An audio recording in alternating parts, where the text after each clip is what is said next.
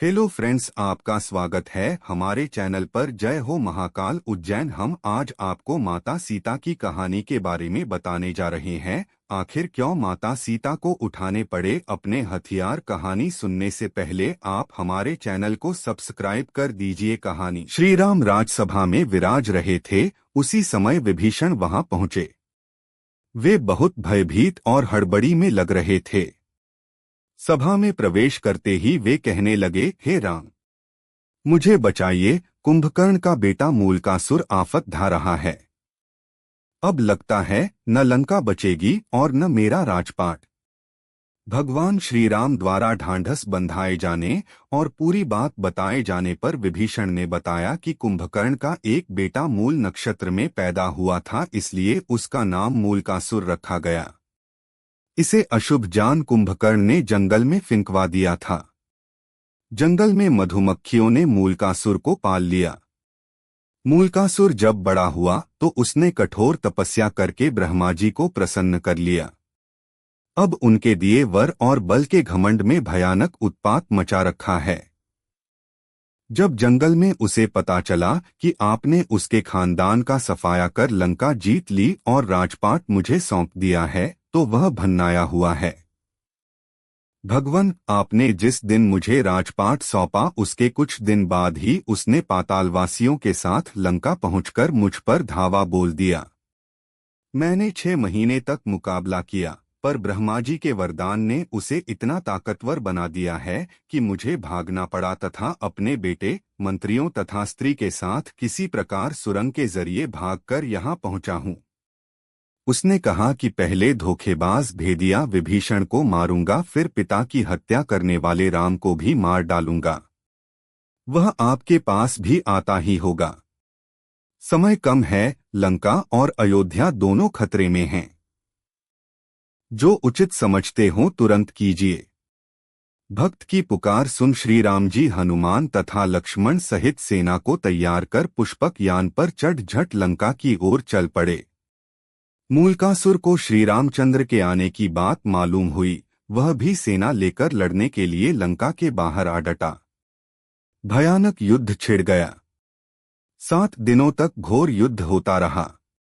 मूलकासुर भगवान श्री राम की सेना पर अकेले ही भारी पड़ रहा था। अयोध्या से सुमंत्र आदि सभी मंत्री भी आ पहुंचे। हनुमान जी संजीवनी लाकर वानरों, भालुओं तथा मानुषी सेना को जिलाते जा रहे थे। पर सब कुछ होते हुए भी युद्ध का नतीजा उनके पक्ष में जाता नहीं दिख रहा था। भगवान भी चिंता में थे। विभीषण ने बताया कि इस समय मूलकासुर तंत्र साधना करने गुप्त गुफा में गया है। उसी समय ब्रह्मा जी वहां आए और भगवान से कहने लगे, रघुनंदन, इसे तो मैंने स्त्री के हाथों मरने का वरदान दिया है। आपका प्रयास बेकार ही जाएगा। श्री राम, इससे संबंधित एक बात और है, उसे भी जान लेना फायदेमंद हो सकता है। जब इसके भाई बिरादर लंका युद्ध में मारे जा चुके तो एक दिन इसने मुनियों के बीच दुखी होकर कहा, चंडी सीता के कारण मेरा समूचा कुल नष्ट हुआ। इस पर एक मुनि ने नाराज होकर उसे शाप दे दिया, दुष्ट, तूने जिसे चंडी कहा है वही सीता तेरी जान लेगी। मुनि का इतना कहना था कि वह उन्हें खा गया। बाकी मुनि उसके डर से चुपचाप खिसक गए।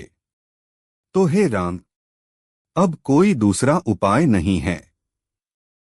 अब तो केवल सीता ही इसका वध कर सकती हैं। आप उन्हें यहाँ बुलाकर इसका वध करवाइए। इतना कहकर ब्रह्मा जी चले गए।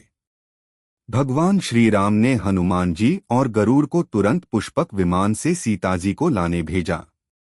इधर सीता देवी देवताओं की मनौती मनाती, तुलसी, शिव प्रतिमा, पीपल आदि के फेरे लगाती, ब्राह्मणों से पाठ रुद्रीय का जप कराती, दुर्गा जी की पूजा करती कि विजय श्री राम शीघ्र लौटें। तभी गरुड़ और हनुमान जी उनके पास पहुंच पति के संदेश को सुनकर सीता जी तुरंत चल दी। भगवान श्री राम ने उन्हें मूलकासुर के बारे में सारा कुछ बताया। फिर तो भगवती सीता को गुस्सा आ गया। उनके शरीर से एक दूसरी तामसी शक्ति निकल पड़ी। उसका स्वर बड़ा भयानक था। यह छाया सीता चंडी के वेश में लंका की ओर बढ़ चली। इधर श्रीराम ने वानर सेना को इशारा किया कि मूलकासुर जो तांत्रिक क्रियाएं कर रहा है उसको उसकी गुप्त गुफा में जाकर तहस-नहस करें। वानर गुफा के भीतर पहुंचकर उत्पात मचाने लगे तो मूलकासुर दांत किटकिटाता हुआ सब छोड़ छाड़कर वानर सेना के पीछे दौड़ा। हड़बड़ी में उसका मुकुट गिर पड़ा। फिर भी भागता हुआ वह युद्ध के मैदान में आ गया। युद्ध के मैदान में छाया सीता को देखकर मूलकासुर गरजा, तू कौन? अभी भाग जा, मैं औरतों पर मर्दानगी नहीं दिखाता। छाया सीता ने भी भीषण आवाज करते हुए कहा, मैं तुम्हारी मौत चंडी हूं। तूने मेरा पक्ष लेने वाले मुनियों और ब्राह्मणों को खा डाला था, अब मैं तुम्हें मारकर उसका बदला चुकाऊंगी। इतना कहकर छाया सीता ने मूलकासुर पर 5 बाण चलाए। मूलकासुर ने भी जवाब में बाण चलाए। कुछ देर तक घोर युद्ध हुआ, पर अंत में चंडिकास्त्र चलाकर छाया सीता ने मूलकासुर का सिर उड़ा दिया और वह लंका के दरवाजे पर जा गिरा। राक्षस हाहाकार करते हुए इधर-उधर भाग खड़े हुए। छाया सीता लौटकर सीता के शरीर में प्रवेश कर गई। मूलकासुर से दुखी लंका की जनता ने मां सीता की जय जयकार की और विभीषण ने उन्हें धन्यवाद दिया। कुछ दिनों तक लंका में रहकर श्रीराम सीता सहित पुष्पक विमान से अयोध्या लौट आए। अगर आपको हमारी कहानी अच्छी लगी हो तो आप अपने दोस्तों में शेयर भी कर सकते हैं। Thank you.